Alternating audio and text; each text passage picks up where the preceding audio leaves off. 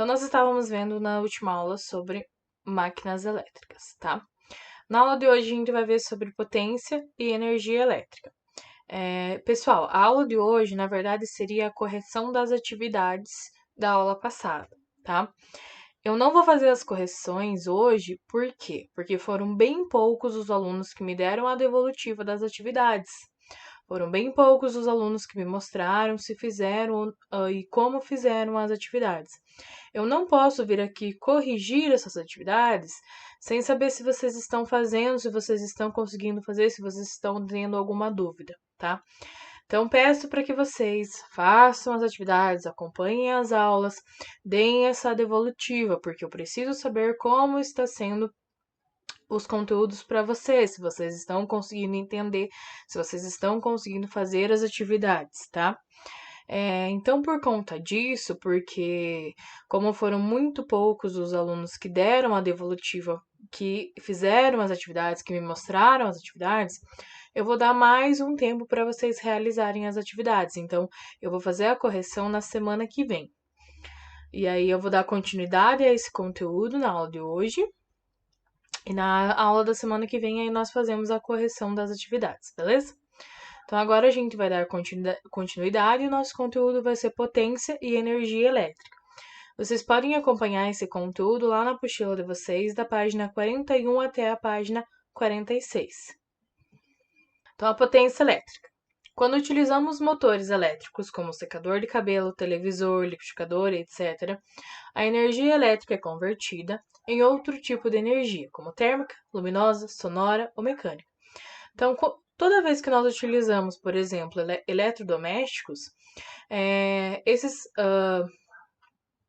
objetos que estão ali ligados à energia elétrica, eles funcionam a partir da energia elétrica, eles estão convertendo essa energia elétrica em um outro tipo de energia. Então, por exemplo, o secador de cabelo, ele está convertendo a energia elétrica em energia térmica, porque ele pega a energia elétrica e ele produz calor. A televisão, por exemplo, a televisão ela está convertendo a energia elétrica em energia luminosa. Se você pega um rádio, né, por exemplo, ele está pegando, ou até mesmo a televisão, eles também estão convertendo essa energia elétrica em energia sonora. Se nós pegarmos um liquidificador, uma batedeira, um mixer, ele está convertendo essa energia elétrica em energia mecânica.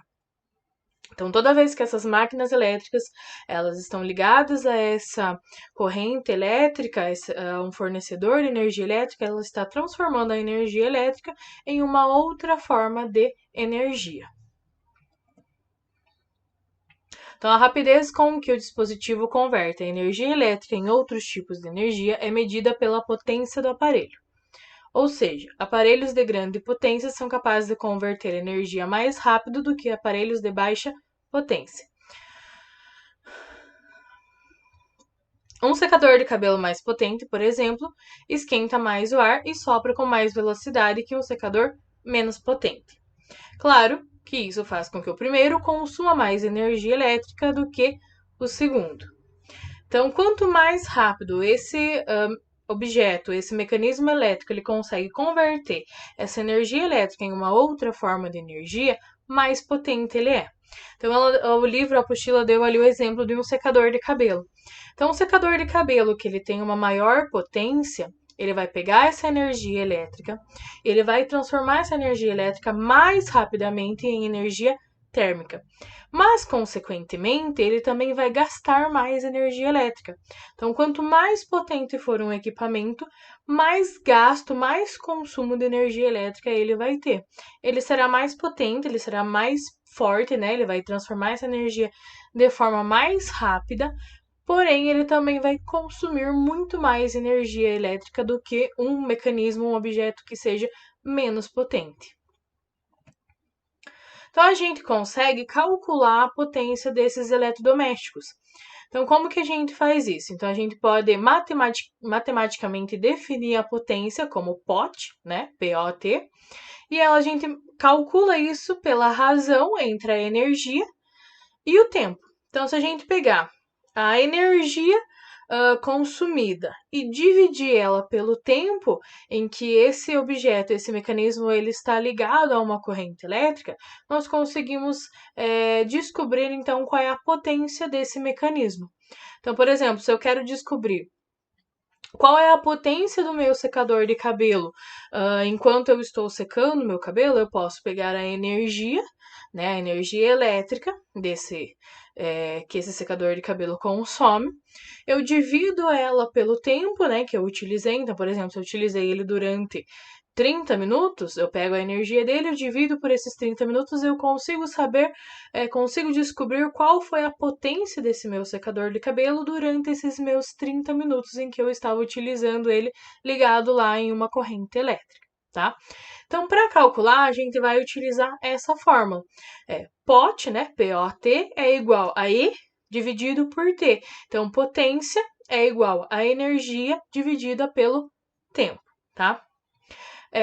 No Sistema Internacional de Medidas, então, quando a gente calcula essa potência, essa energia elétrica, a gente vai usar, ele vai calcular ele em watts, tá? Então, pode ser o quilowatts ou quilowatts-hora. Então, no Sistema Internacional de Unidades, a potência é dada em watts, a energia em joules e o tempo em segundos. No dia a dia, contudo, outras unidades também são usadas, especialmente as medidas de. Então, a potência ela pode ser calculada em watts ou quilowatts, tá? Então, watts a gente representa ali pela letra W e quilowatts em kW, tá? 1 quilowatts, ele corresponde a 1000 watts de potência. Quando nós calculamos o tempo, né? Normalmente nós calculamos o tempo em horas.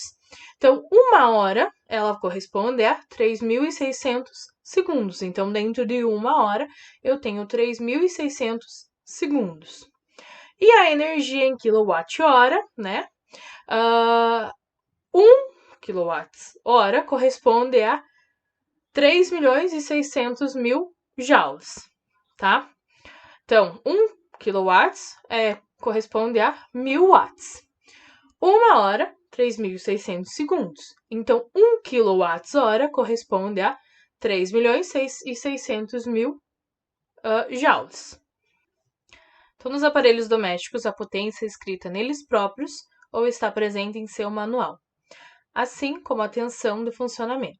No caso dos aparelhos elétricos, essa potência é uma relação entre a tensão, que é representado pela letra U, e a corrente elétrica, que é representada pela letra I, que os atravessa quando estão em uso. Quanto maior a tensão aplicada em um dispositivo e a corrente que passa por ele, maior é a quantidade de energia transformada e, por isso, maior é a potência. Então, qualquer eletrodoméstico ele vai ter sempre indicado qual é a sua potência, seja no próprio objeto, no próprio eletrodoméstico ou no seu manual de instruções, tá? Então, por exemplo, aqui tem um secador de cabelo, e esse secador de cabelo, aqui a caixinha dele está me indicando que ele utiliza, ele tem, né, a sua potência é igual a 1.700 watts, ele tem 1.700 watts de potência, tá? Então, quanto maior for a tensão utilizada, e quanto maior for a corrente elétrica que passe por esse equipamento, consequentemente, maior vai ser a energia transformada e, por isso, maior vai ser a potência desse objeto, desse aparelho doméstico.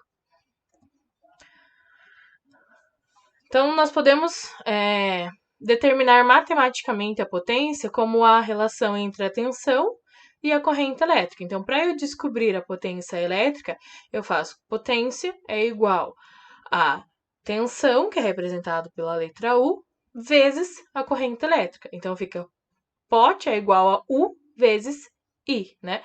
Potência é igual a tensão vezes, né, a tensão multiplicada pela corrente elétrica. Então, a energia elétrica. No Brasil, o consumo de energia é registrado em um medidor de energia conhecido popularmente como relógio.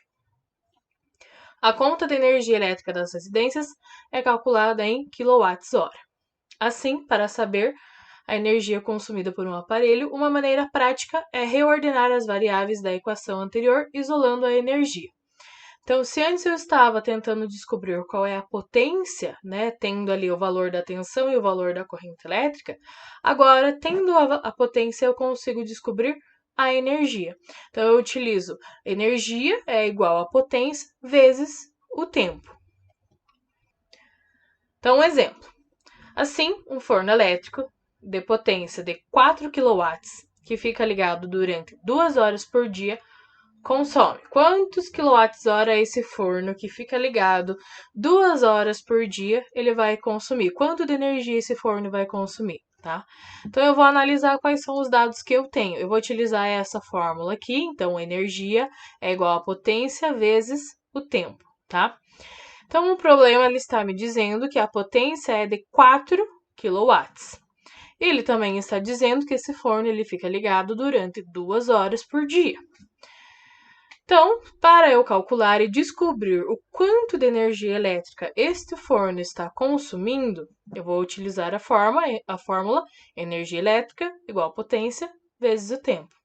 Então, a energia elétrica, que é o que eu quero descobrir, é igual a 4, que é a quantidade de quilowatts que esse forno está consumindo, vezes o tempo que ele está dizendo que é horas, 2 horas. Então, 4 vezes 2, esse forno ele utiliza 8 kWh de energia por dia. Então, supondo que este forno ele fique ligado 2 horas todos os dias, ele fique ligado durante 2 horas todos os dias, ele consome a quantidade de energia correspondente a 8 kWh por dia. Para eu saber quanto isso dá no final do mês, né? Então, se eu quiser descobrir o quanto esse forno está gastando no total de um mês, eu pego esses 8 kWh de um dia, multiplico por 30, né? Para eu saber mais ou menos ali quanto dá em um mês, e eu descubro que esse forno ele utiliza 240 kWh por mês. Esse é um valor bastante alto de consumo de energia elétrica para apenas um aparelho em uma residência. Um dos motivos para isso é que equipamentos que transformam energia elétrica em calor, como o forno, costumam ter potência alta e, se usados com muita frequência, consomem uma quantidade significativa de energia no final do mês. Esse é um dos motivos pelos quais os fornos costumam ser a gás, pois em geral, o custo do gás de cozinha é menor que o custo da energia elétrica para um consumo equivalente, tá? Então, normalmente, a grande maioria dos eletrodomésticos que eles transformam essa energia elétrica em energia térmica, transformam a energia elétrica em calor, eles necessitam ter uma potência muito alta. Então, quanto maior a potência desse equipamento, maior é o consumo de energia elétrica. Então, se esse equipamento ele for ligado diariamente, ele for utilizado com muita frequência, no final do mês a conta de luz ali vai ser muito alta, porque esses equipamentos que transformam essa energia elétrica em energia térmica, transformam a energia elétrica em calor, eles necessitam para o seu funcionamento uma potência também muito alta. E aí o gasto de energia acaba sendo muito grande, tá? Isso também pode acontecer, por exemplo, com o chuveiro, com o secador de cabelo, porque são todos equipamentos que eles fazem essa transformação de energia elétrica em energia térmica. Então, o efeito da passagem da corrente elétrica. Uma das principais consequências da passagem da corrente elétrica em um condutor é a transformação da energia elétrica em energia térmica, o que explica o aquecimento da maioria dos aparelhos elétricos durante o funcionamento. Então, esse fenômeno, né, é o que a gente já viu, que é o efeito Joule. Então, nos sólidos, a explicação desse fenômeno está relacionada à transferência de energia cinética, que é a energia do movimento, dos elétrons aos átomos do material por onde passa a corrente elétrica. Então, quando nós vimos lá os efeitos da corrente elétrica, nós vimos que quando a corrente elétrica ela passa por um fio, há um movimento, né, dos elétrons, que eles se movimentam entre os átomos, passando de um átomo para o outro, né? Nós também vimos sobre isso quando nós estudamos lá sobre a resistência dos materiais. Então, quando os elétrons com energia cinética colidem contra a estrutura cristalina do sólido, parte da energia cinética transferida para os átomos aumentando o nível de vibração desses átomos que compõem a estrutura cristalina. O nível de vibração dos átomos e das moléculas está relacionado à energia térmica e à temperatura do material. Então, quanto maior for o movimento desses átomos, quanto maior for a vibração desses átomos, maior será a energia, tá? Então, a energia cinética, ela é basicamente esse movimento entre os átomos.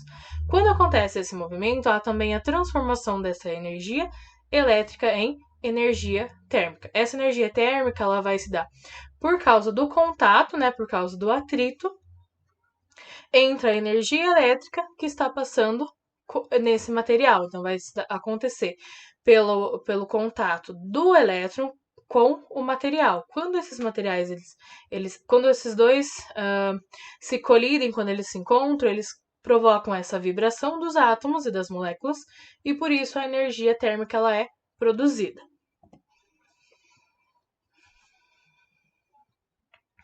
Então, isso significa que o efeito Joule ele existe em qualquer dispositivo elétrico. Em alguns ele vai ser indesejado e outros, né, ele vai ser muito bem utilizado. Então, em alguns esse efeito é indesejado, pois reduz a eficiência do equipamento, como em computadores e celulares. Então, muitas vezes, quando a gente está segurando o celular ali, ou quando está com o notebook, o computador no colo, por exemplo, ou ali em cima da mesa, e esses equipamentos eles começam a esquentar. Eles começam a esquentar por causa desse efeito, né, desse efeito Joule. E isso é um efeito indesejado, né, porque tecnicamente o celular ou o computador ele não está sendo utilizado para que tenha essa transformação da energia elétrica em energia térmica, né? Então, não é alguma coisa benéfica, não é alguma coisa que vá ser aproveitada. Então, esse aumento de temperatura em equipamentos que não são utilizados para produzir calor, por exemplo, no celular ou computador, ele acaba diminuindo a eficiência do equipamento, e se isso se repetir a longo prazo, pode acabar até danificando o equipamento. Em outros, todavia, esse efeito é a base do funcionamento, como em secadores de cabelos, ferros de passar roupa e chuveiros. Então, em outros equipamentos, que são equipamentos propriamente ditos utilizados para produzir calor, né, esse efeito é muito benéfico, porque é para isso, né, nós utilizamos justamente para isso. O secador de cabelo ele está transformando a energia elétrica em energia térmica, porque nós utilizamos o calor para secar o cabelo. O ferro ele está transformando a energia elétrica em energia térmica, porque nós utilizamos o calor para passar as roupas. E o chuveiro a mesma coisa, ele também está transformando essa energia elétrica em energia térmica, porque nós utilizamos essa energia térmica para esquentar a água para a gente tomar lá o banho quente, né? Então são equipamentos que eles estão sendo utilizados justamente para isso, para que seja aproveitado essa produção de calor. Já em outros equipamentos, quando isso acontece de forma indesejada, ele não é eficiente e acaba muitas vezes a longo prazo danificando esse equipamento, porque não é para isso que ele foi projetado, não foi para isso que ele foi utilizado. Então esse efeito Joule ele pode acontecer tanto em equipamentos que são produzidos para produzir o calor, ou ele pode acabar acontecendo de forma indesejada em equipamentos que não foram projetados para produção de calor.